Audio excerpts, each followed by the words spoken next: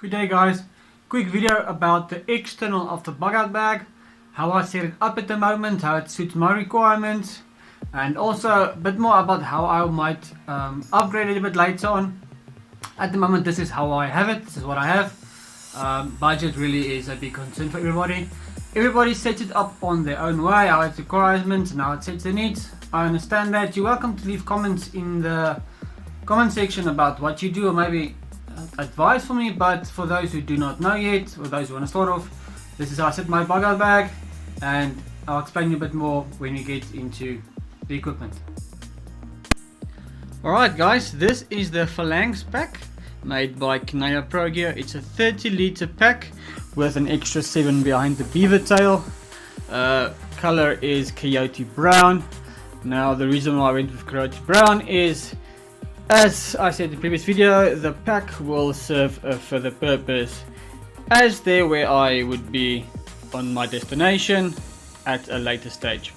So I actually wanted the multicam, but it was just out of my price range. But the Coyote Brown is actually not that bad. It fits my clothing, it fits the rest of my gear, and location. This is how I set it up at the moment. Coming from the front is a USB solar power bank. I do keep it velcroed on the inside here, around there, because I don't want it visible. And if you are in a concealed situation, it actually, as you can see in the light there, the sun might reflect on the panel and give away your position. But I usually just remove it. I stuck some velcro on there, the glue velcro. So, and there's also a light, as you can see there. So I just keep it on the hook and loop, the velcro piece here. But I most of the time just keep it concealed on the inside. If you're at a base or wherever and you need to charge, that's fine. The reason why I actually have a power bank is for USB flashlights, headlights, cell phone and other small electronic devices. I will later on upgrade to the 4-panel 8000 amp hour Red E, which I will probably just put a picture in the video. But for the time being, this is actually what I have, and it works fine for now. Now here is just a membership number of a group and society that I belong to. I'm not going to elaborate on that. A lot of guys actually put morale patches, or they put their blood type patch. You can do that. I have one of those, but I keep it on my EDC at the moment. I will later on get extra, just put it over here. Then coming out to the sleeping bag. This actually varies on the season that you're on. We are here in South Africa at winter at the moment, so this is the sleeping bag that I have. It's not that actually, how can I put it, the extreme rating on this is I think 10 or 8 degrees and comfort is 20, so it's not really made for winter. And it's quite big. I will upgrade later on to at least about a -10 sleeping bag or something smaller, which I saw at KOA. I know one of the ones that I actually want is the Aspen, I think it's the 1250 or something. And then there's also a smaller one which is really compact, and then you add to that one of those thermal blankets, which is I think -15 something, and then you will save a lot of space. But at the moment this is what I have. When it goes over to summertime, I probably won't have this, because if you just dress warmly, won't be needing that sleeping bag that much. But I will get into that more into the security and to the bedding and the shelter aspect of the videos. Front is just a zip, ID, water tablets, all those things, just small essential paperwork. Alright, I'm just quickly going to the bottom, and over here I have a 2x2 meter plastic top. We use Metric System South Africa, so I don't know what it is in inches and feet or whatever. But yeah, it's 2x2 plastic top. The reason why I have this over here, not on the top, or actually why I do not have my sleeping bag at the bottom, is because if it for instance rains or whatever and you put your bag down and up, it scrapes against the soil and the grass and the wet, and it actually might just damage your sleeping bag, and I don't want to sleep wet. So I keep this on top over here, and the plastic top on the bottom. This can scrape and whatever, it really doesn't really matter. This is actually just for a ground sheet or just a little bit of shelter if you want to put it like that. Alright, I'm just quickly going to turn the pack around. Alright, coming to the side, first thing you probably noticed is the hiking cane. This is actually just a walking stick or hiking cane, whatever you want to put it. I bought at the pensioners, at the elderly section in the medical supply stores.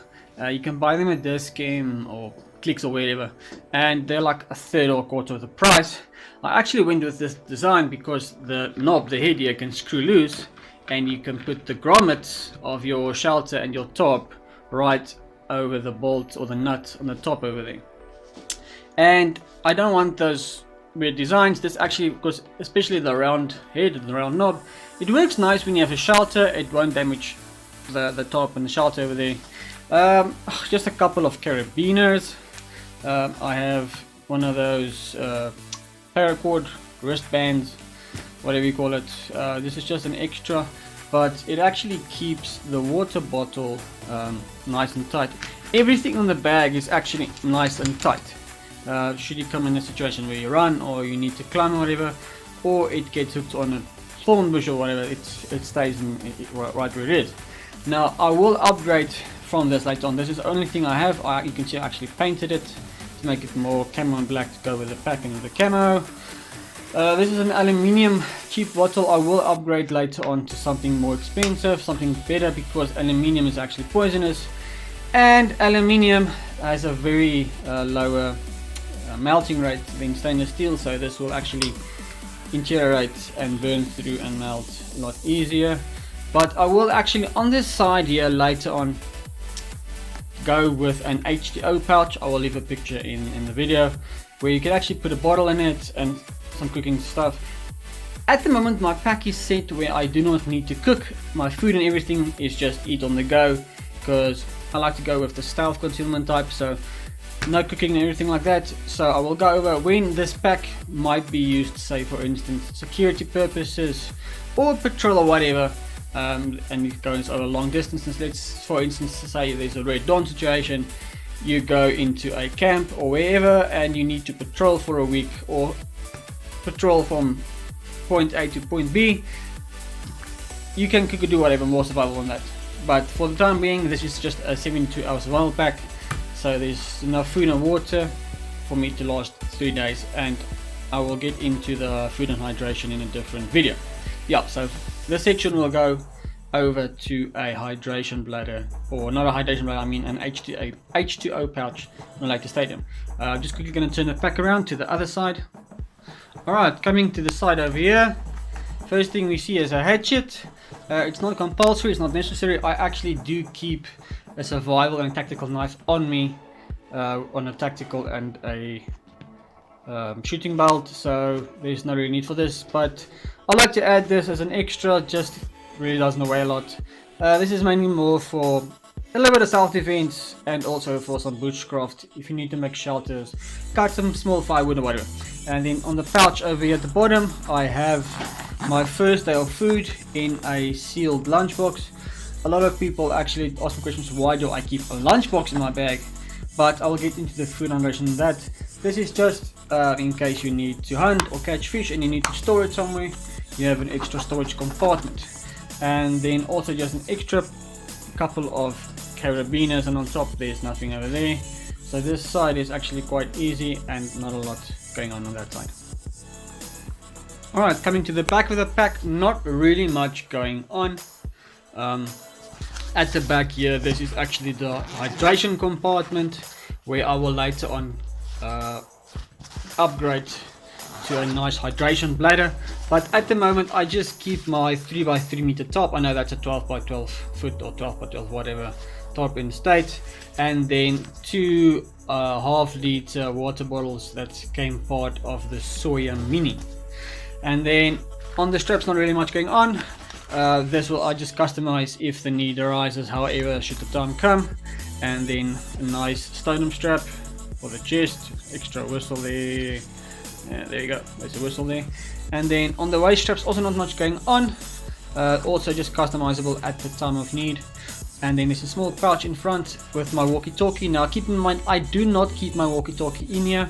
I just keep it in here at the time being for neighborhood watch and airsoft games, so it's just quickly accessible.